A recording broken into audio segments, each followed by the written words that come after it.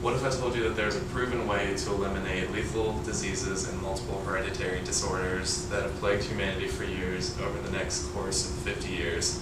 What is it? The answer is eugenics. What is eugenics, you might ask? According to dictionary.com, eugenics is the science of improving a human population by controlled breeding to increase the occurrence of desired heritable traits and characteristics. And we're just going to put religion and ethics aside for the next 5 to 10 minutes and look at this from a purely logical and scientific point of view. In a world like this, where humanity is continuously facing new obstacles and dangers, we have to do everything that we can to try and survive.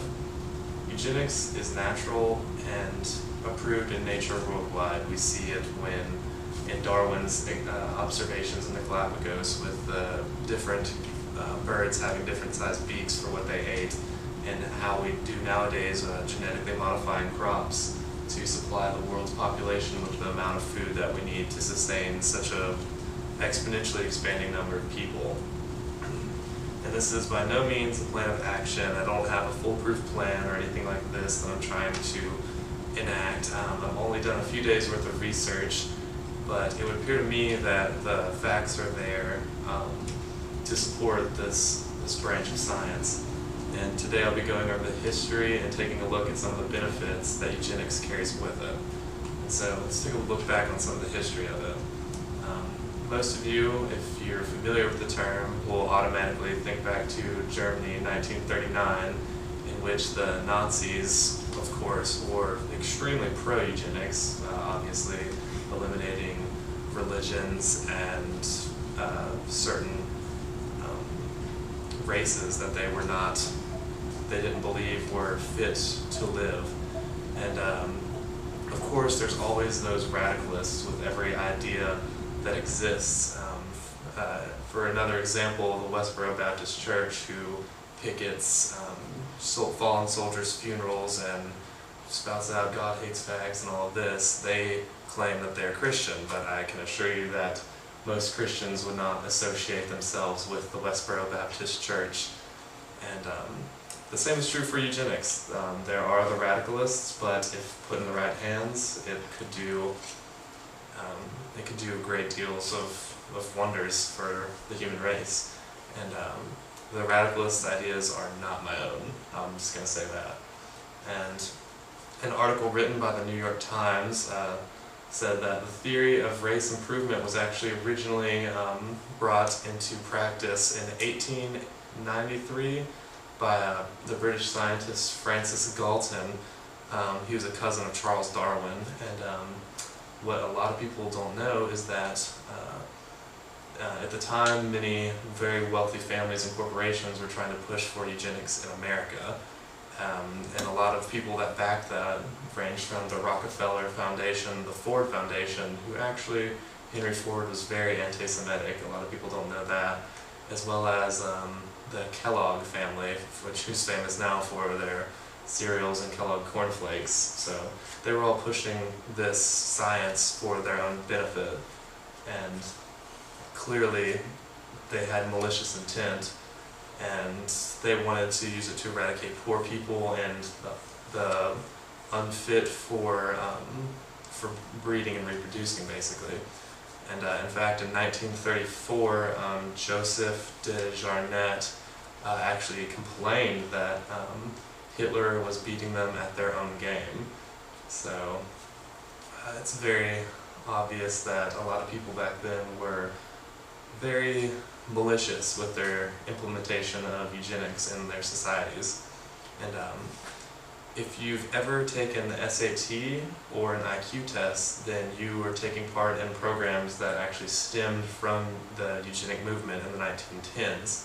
The SAT was originally created to test soldiers' aptitude and put them into what the scientists felt would best suit them in that role. And the creator, Carl Brigham, was actually later asked by the College Board to create multiple other tests for screening college applicants. And it's the same way, basically, eugenics and its applications. It's the same way that nuclear power can be used to power schools and hospitals, or it can be used to drop bombs on other countries and start World War III.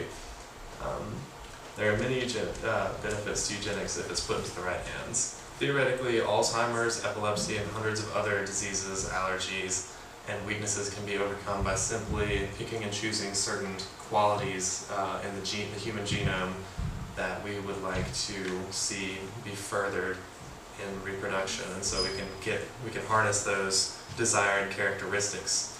And it's the same way that oxen were bred to pull heavy loads, in the same way that multiple dog species exist so that they could hunt and do other tasks that were required by humans. It's no secret nowadays that government-funded programs allow the lesser of the gene pool to breed a lot more often than the higher. Of course, there's more. Basically, in layman's terms, there's more stupid people being created every day than there are smart people. If we're being completely honest, I've seen cases where babies are born with terrible birth defects that would reduce the quality of life to just absolute zero. Brain damage, blind, deaf, and mute children who have a life of nothingness. And if there's a problem.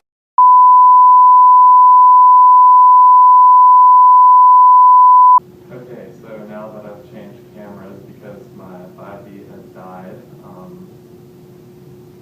kind of mad about that. But so anyways, I've seen cases where children have basically been born with no chance at life at all, and if there's something that we can do, a practice that we can implement to prevent that from happening, then by all means, why aren't we doing so? Why aren't we helping to breed people better? Ethics have been standing in the way of scientists for years with this process. But I'm not saying at all, I'm not arguing that we need to get rid of those people who exist nowadays. I'm just saying that we can help prevent it in the future.